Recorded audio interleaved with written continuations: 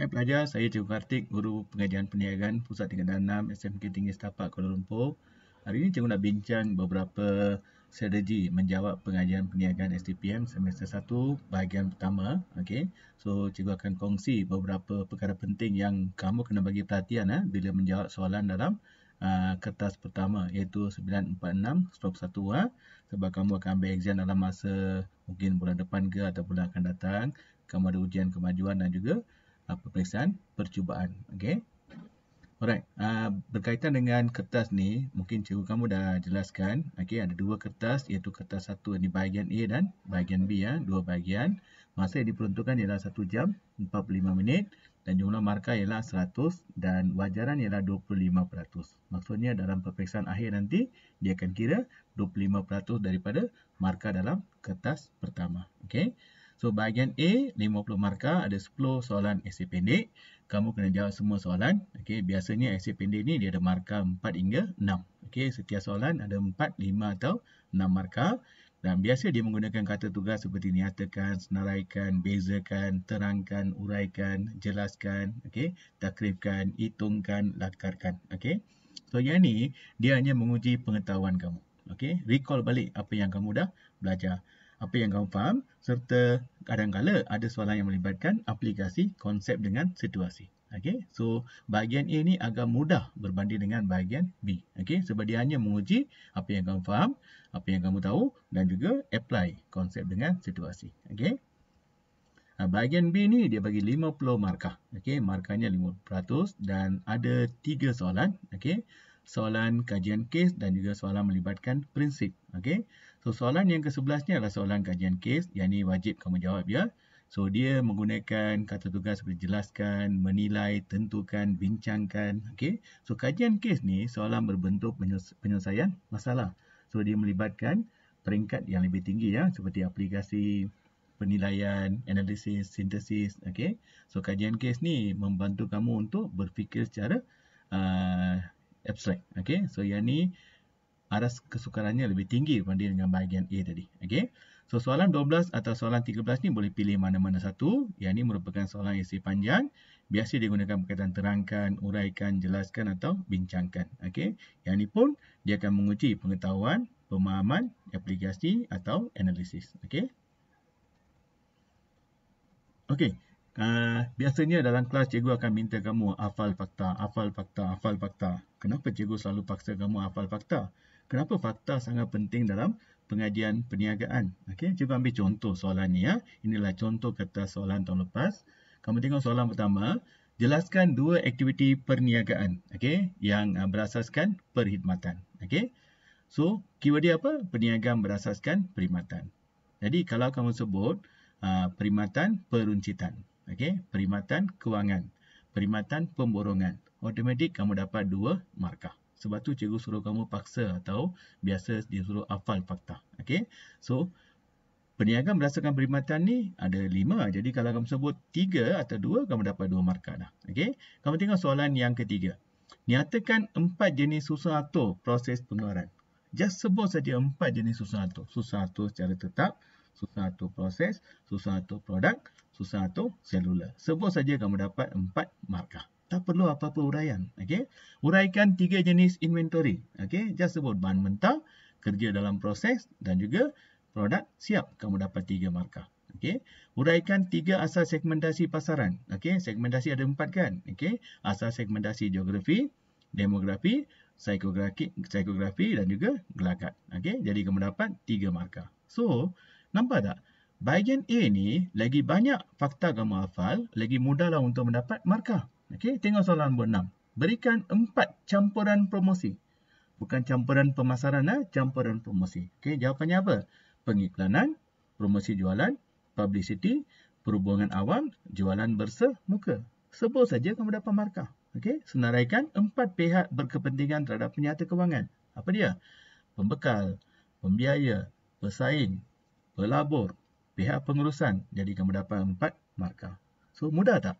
So, bahagian A ni, lagi banyak fakta kamu hafal, lagi mudahlah untuk mendapat markah. Okey, itu taktik yang paling mudah untuk skor dalam bahagian A. So, ikutlah nasihat cikgu, hafal fakta seberapa banyak yang boleh. Okey, ini akan bantu kamu untuk skor markah tinggi dalam pemeriksaan pengajian perniagaan nanti. Okey.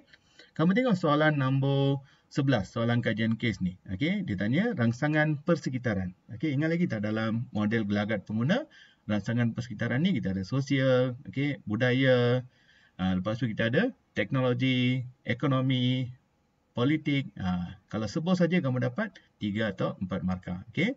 Jelaskan 5 proses pembelian produk pengguna. Just sebut saja. Walaupun kamu tak dapat kaitkan dengan kes, sebut saja 5 proses ni kamu akan dapat 5 markah. Okey. Mengenal pasti keperluan, okey, mengutip data, okey, menilai alternatif. Sebut saja kamu dapat markah. Okey. Soalan nombor 12 dengan 13 ialah soalan esei panjang. Jelaskan 5 faktor pengeluaran yang terlibat dalam sebuah kilang roti. Okey, 5 faktor pengeluaran ni fakta khusus. Okey, bahan mentah, teknologi, keusahawanan, modal, modal insan. Jadi kamu dapat 5 markah. Ataupun tengok soalan nombor 13. Jelaskan 5 pendekatan pemasaran. Okey, apa pendekatan pemasaran? Pendekatan pengeluaran, pendekatan penjualan, pendekatan produk, pendekatan pemasaran moden, pendekatan pemasaran kemasyarakatan. So, nampak tak? Actually, kertas pengajian perniagaan ni kertas yang mudah. Kamu tak dapat skor sebab kamu belum lagi memahami konsep. Kamu tak hafal konsep. Jadi kalau kamu hafal konsep dan bagi satu uraian, kamu akan dapat markah yang tinggi. Okey, bukan susah ya, don't worry. Paper ni sangat mudah kalau kamu hafal dan bagi uraian yang sesuai. Okey. Alright. So macam mana nak hafal? Okey, ramai yang tanya cikgu macam mana nak hafal? Cakap senang cikgu. Okey, macam mana nak hafal ni? So, ingat, kamu kena buat mind mapping. Okey, kena buat peta minda. Okey, macam tengok bab pertama ni, pengenalan pada perniagaan. Okey, bab satu kan, perniagaan dan persekitaran. Dalam perniagaan dan persekitaran ni ada 3 bahagian. Okey, pengenalan pada perniagaan, persekitaran, entiti dan aktiviti perniagaan. Ini subtopik. Okey, subtopik ni boleh dikecilkan lagi kan? Kamu tengok bahagian pengenalan pada perniagaan ni, kita ada perniagaan dan bukan perniagaan, cabaran perniagaan, perniagaan dan untung, peranan perniagaan, faktor pengeluaran, proses perniagaan. Okey, ada 6 subtopik yang kecil. Kita kecilkan lagi. Okey, proses perniagaan ni berapa langkah? Ada 5 langkah. Input, proses tambah nilai, output, pemasaran, untung atau rugi. Ini adalah fakta khusus. Jadi kena hafal yang ni dulu. Okey, hafal 5 fakta dulu. Lepas tu kalau boleh, hafal satu uraian. Lepas tu berikan contoh. Okey, kalau uraian kamu salah, contoh akan diberi markah. Okey, so hafal fakta dulu. Langkah pertama hafal fakta. Lepas tu cuba hafal satu uraian dengan contoh yang sesuai. Okey, so langkah pertama hafal fakta dulu. Okey, jadi kalau soalan tanya proses perniagaan. Okey, apa-apa soalan ni 5 fakta tu ada markah. Contohnya kalau soalan tanya, nyatakan proses perniagaan. Kamu kena buat apa? Proses perniagaan ialah input, proses tambah nilai, output, pemasaran, untung atau rugi. Dapat 5 markah. Katakan soalan tanya, uraikan 3 langkah pertama dalam proses perniagaan. Apa 3 langkah pertama? Langkah pertama ialah input, 1 markah. Input merujuk pada faktor-faktor pengeluaran atau input pengeluaran yang digunakan dalam proses pengeluaran seperti modal. Dapat 3 markah ya. Okey. Langkah kedua ialah apa dia? Proses tambah nilai. Itu merupakan proses transformasi menukarkan input pada output. Langkah ketiga ialah apa? Okey. Output. Ia merupakan produk akhir yang dihasilkan daripada proses pengeluaran. Habis cerita. Okey, kamu dapat 6 markah. Okey, very simple, don't worry. Okey, siapa kata PP ni susah? Jelaskan proses perniagaan pakaian sukan. Ini esei panjang kan? Jadi ada berapa langkah? 5 langkah. 5 kali 4, 20 markah. Okey, langkah pertama ialah input.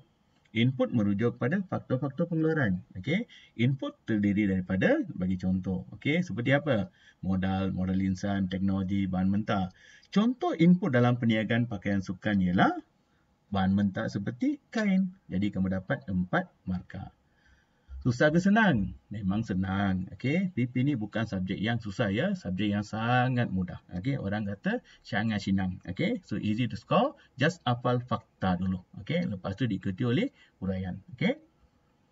Alright, cikgu nak jawab beberapa FAQ. Okey, frequently asked questions ya. Pelajar selalu tanya, cikgu boleh tak saya jawab dalam bentuk point form? Okey. Jawapan dalam point form atau esei boleh diterima. Tapi syaratnya ayat mesti lengkap. Okey, make sure. Sebab kamu ni pelajar tingkatan 6 dah matang dah. Jadi janganlah bagi jawapan macam pelajar darjah 1. Jawapan mesti ayat yang lengkap. Okey, ayat yang komplit. Okey, tengok contoh ni. Terangkan dua jenis pengeluaran, 6 markah. Okey, tengok jawapan pertama ni. Okey, dua jenis pengeluaran ialah pengeluaran secara masa, fakta 1 markah. Pengeluaran secara masa bermaksud pengeluaran barang yang seragam secara besar-besaran, uraian 1 markah. Contohnya, pengeluaran produk pengguna seperti shampoo, contoh 1 markah. Okey, kamu tengok jawapan yang kedua. Okey, ini berbentuk point form. Pengeluaran secara masa, 1 markah. Pengeluaran barang yang seragam secara besar-besaran, 1 markah. Contohnya, pengeluaran produk pengguna seperti shampoo. Sama saja dengan yang tadi, tapi dia buat dalam bentuk point form. Okey, kamu tengok jawapan nombor 3. Dua jenis pengeluaran ialah pengeluaran secara masa, fakta betul. Besar-besaran, apa maksud besar-besaran ni? Okey, tak ada markah. Shampoo, tak ada markah sebab tak lengkap. So, make sure buat ayat yang lengkap. Okey, itu keyword dia. Okey.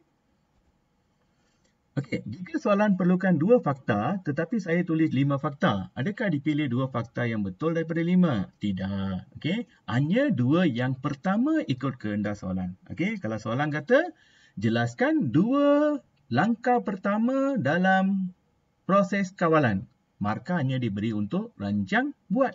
Okey, 2 langkah saja. Tetapi uraian ni boleh buat banyak, tak ada masalah. Okey, uraian ni boleh bagi banyak, so pemeriksa akan pilih uraian yang paling tepat. Okey, tapi fakta ada limit. Okey, tengok contoh ni. Uraikan 2 prinsip insurans. Soalan tanya apa? 2 prinsip insurans. Okey, prinsip insurans ada 4. Tengok jawapan belajar ni. Prinsip ganti rugi, betul. Pampasan insurans setakat bencana yang dialami saja. Okey, yang ini kurang tepat. Okey, syarikat insurans tidak mempunyai hak ke atas harta pemegang polisi insurans. Tak ada kaitan. Pemegang polisi tidak boleh buat keuntungan ke atas risiko yang dilindungi. Betul. Okey, nampak? So, 2 uraian depan tu salah, yang bawah tu betul. Jadi, dia terima 2 markah ya, kamu dapat 2 markah. Okey, 2. Prinsip punca risiko. Tak ada pula ni. Ini prinsip baru ni. Okey, sepatutnya apa? Doktrin punca terdekat. So, fakta salah, tak ada markah. 3 dengan 4 ni memang tak ada markah sebab soalan kata apa? Uraikan 2 prinsip insurans. Faham? Okey, next. Adakah jawapan saya memerlukan ayat pendahuluan? Anda digalakkan. Okey, digalakkan meletak ayat pendahuluan ni, khususnya soalan yang melibatkan situasi. Okey, contoh, uraikan 3 persekitaran umum yang mempengaruhi sesebuah perniagaan. 3 persekitaran umum yang mempengaruhi sebuah perniagaan ialah, dia sebut persekitaran teknologi, persekitaran antarabangsa, persekitaran politik dan perundangan. Okey. B. Uraikan 3 asas segmentasi pasaran yang boleh digunakan oleh sebuah syarikat pengeluaran minuman ringan. Yang ni wajib ada ayat pendahuluan sebab dalam soalan ni ada syarikat pengeluaran minuman ringan. So, salin balik sebahagian soalan. Okey.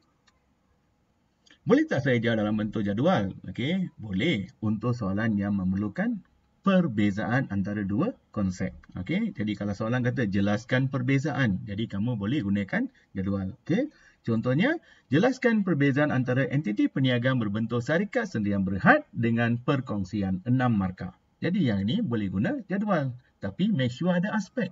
Dimensi mana kamu nak bezakan? Bilangan pemilik, liability, cukai, yang ni wajib ada. Okey, lepas tu letak 2 konsep dan tunjukkan perbezaan. Okey. Okey, apakah yang dimaksudkan dengan fakta khusus dengan fakta umum? Okey, so fakta khusus ni adalah fakta yang dinyatakan secara spesifik dalam sukatan pelajaran. Dinyatakan dengan jelas. Okey, fakta umum ni tidak dinyatakan secara spesifik dalam sukatan pelajaran. Juga ambil contoh. Bab yang ke-4 ya, kewangan di bawah 4.5 pengurusan risiko dan insurans. Ini sukatan pelajaran. Okey, kamu tengok fakta umum. Mentakrif maksud pengurusan risiko dan kepentingannya. So, kepentingan ni bukan fakta khusus. Jadi, kayu boleh sebut mengurangkan risiko kerugian. You can also tell examiner, dengan membeli insurans ni, kita dapat mengurangkan kerugian yang kita mungkin alami. Boleh terima. Walaupun ayatnya berbeza. Okey, boleh terima. Memahami jenis risiko. Jenis risiko ada 2. Risiko boleh insurans dan risiko tidak boleh di insurans. Mungkin ada pelajar sebut risiko yang boleh diinsurансkan, risiko yang tidak boleh diinsurансkan. Boleh terima sebab ini bukan fakta khusus. Okey. Yang fakta khusus ni macam prinsip insurans. Okey. Ganti rugi. Doktrin punca terdekat. Kepentingan boleh diinsurансkan. Penuh percaya mutlak. Ini adalah fakta khusus. Yang ini kamu tak boleh ubah. You cannot say penuh percaya mutlak, kamu ubah kepada dipercaya dengan mutlak. Tak boleh. Okay? Kepentingan boleh diinsurансkan. You cannot say kepentingan yang boleh diinsurансkan oleh syarikat insurans. Tak boleh. Okay? Doktrin punca terdekat. Tak boleh ubah. Doktrin punca terampil. Tak boleh. Okay? Yang ini fakta khusus. Jangan ubah. Okay? Begitu juga dengan prinsip takaful. Memang ada dalam silabus atau sukatan pelajaran. Tak boleh ubah. Itu adalah fakta khusus. Okay? So now you tahu kan kenapa cikgu tak bagi markah dalam exam atau latihan sebab kamu salah bagi fakta. Okay? Alright. Contoh ni ya. Tengok contoh. Soalan yang melibatkan fakta khusus dengan soalan yang melibatkan fakta umum. Okay? Contoh. Uraikan 3 campuran promosi. Campuran promosi ialah fakta khusus. Kamu tengok silabus dalam kotak hijau tu. Menjelaskan campuran promosi merangkumi pengiklanan, promosi jualan, publicity, perhubungan awam dan jualan bersemuka. Dalam silabus dia dah bagi dah. Tengok jawapan belajar ni. Iklan, tak ada markah lah. Hubungan awam, lagi tak ada markah. Jualan langsung, tak ada markah. Kenapa? Semua fakta ni salah. Okey? Kalau soalan melibatkan fakta umum. Contohnya, uraikan 3 peranan perniagaan pada ekonomi. Ada pelajar sebut, menyumbang pada hasil kerajaan. Ada pelajar sebut, meningkatkan pendapatan kerajaan. Ada pelajar yang sebut, meningkatkan pendapatan negara. Boleh terima sebab ini bukan fakta khusus. Mewujudkan peluang pekerjaan atau mengurangkan kadar pengangguran. Perniagaan mengambil lebih ramai pekerja. Okey. Menggalakkan penggunaan tenaga buruh yang ramai. Semua diberi markah sebab ini bukan fakta khusus. Okey. Membangunkan industri hiliran atau membangunkan industri sokongan. Ini bukan fakta khusus. Okey. Harapkan faham ya. Okey. Sekarang cikgu akan go one by one. Okey. Apakah kata tugas yang biasa digunakan dalam peperiksaan? Okey. Kalau dia kata nyatakan, senaraikan, berikan, tak perlu apa-apa uraian. Jangan busybody nak tulis banyak. Okay? Hanya sebut fakta saja. Okay? Just sebut fakta. Kecuali kalau dia kata kepentingan, peranan, sumbangan, kebaikan, kelemahan, kena ada ayat yang lengkap. Okay? Complete sentence. Tengok contoh ni. Nyatakan 5 pihak berkepentingan sesebuah perniagaan. 5 pihak berkepentingan sebuah perniagaan ialah just sebut pelanggan, pembekal, pelabur, pekerja, masyarakat. Okay? Kamu dapat 5 markah. Soalan 2. Nyatakan 4 peranan perniagaan pada negara. Ini bukan fakta khusus. Okey. Make sure ayat dia lengkap. Mengurangkan kadar pengangguran. Jangan saja sebut kadar pengangguran. Okey. Menyumbang pada penyediaan kemudahan awam. Meningkatkan pendapatan negara melalui pembayaran cukai. Tengok nampak cantik jawapan ni. Terus dapat 4 markah. Sebab jawapan dia lengkap. Okey. Jangan bagi jawapan yang ringkas. Bagi ayat yang lengkap. Okey. Kita perhatikan contoh kesilapan. Okey, mungkin ada yang buat macam ni. Nyatakan 5 faktor persetaraan umum yang mempengaruhi sesebuah perniagaan. Tengok jawapan dia. Persaingan tak lengkap, mana ada markah. Sosial, mana ada. Dalam silabus dia kata apa? Sosio budaya. Politik dan perundangan, betul. Teknologi, betul. Kemudahan fizikal, ada markah? Tak ada. Dia kata prasarana. Okey. Antarabangsa ekonomi, betul tak? Betul. Tapi soalan kata 5 faktor. Tak ada markah lah. Okay? Jangan tulis banyak-banyak. Okay? Tulis apa yang diperlukan saja. Nyatakan 5 aktiviti perniagaan berasaskan pengeluaran. Okay? Ekstraktif. Betul. Barangan pengguna. Betul. Barangan industri. Betul. Penghilangan. Salah. Sebab dalam silabus kata apa? Pembuatan. Pembinaan. Salah. Sebab dalam silabus kata pemasangan. Okay?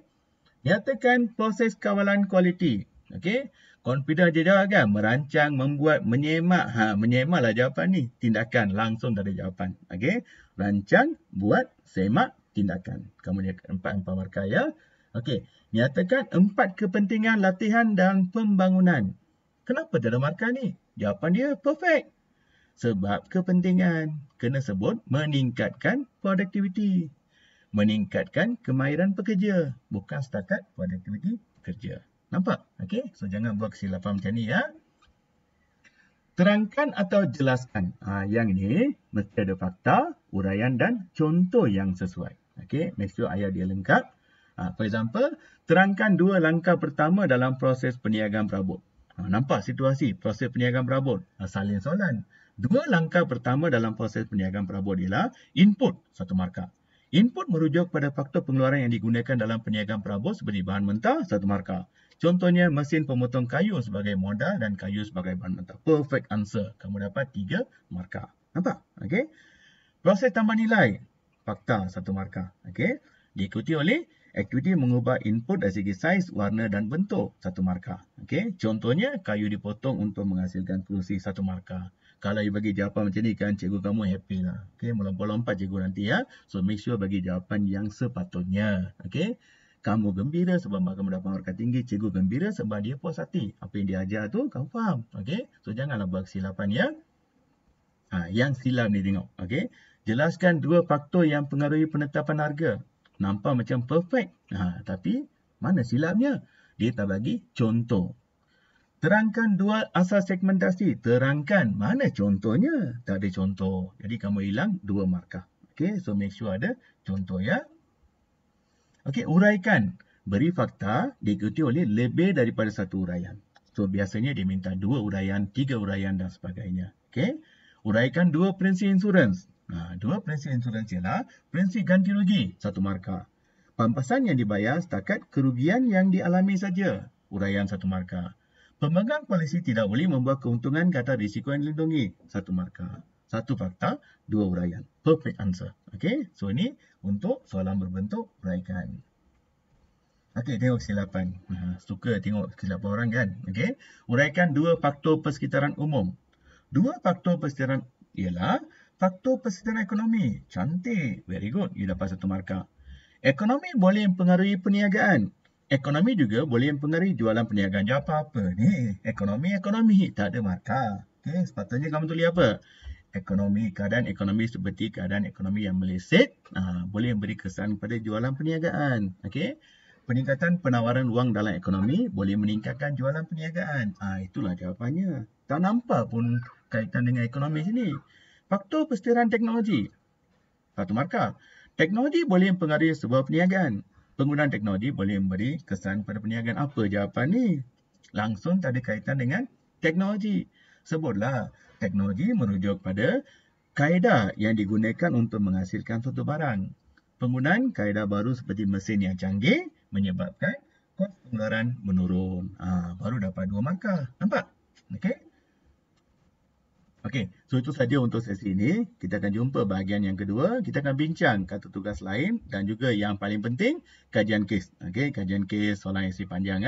Dan jika ada sebarang kemuskilan, bolehlah kamu hubungi cikgu dalam grup PP Telegram, iaitu https t.me pp Cikgu Kartik. Ramai pelajar sana, pelajar SM1 dengan SM3, boleh kongsi banyak idea. Ramai juga cikgu yang menjadi member dalam grup ni. So bolehlah kita bincang untuk selesaikan masalah kamu. Okey, so jangan lupa subscribe, like dan share. Dan jika ada sebarang komen atau kemuskilan, boleh kamu letak di bahagian komen. Dan cikgu kamu juga mungkin pemeriksa, bolehlah you minta pendapat daripada cikgu kamu ya. Okey, that's all. Bye. See you next round. Bahagian yang kedua.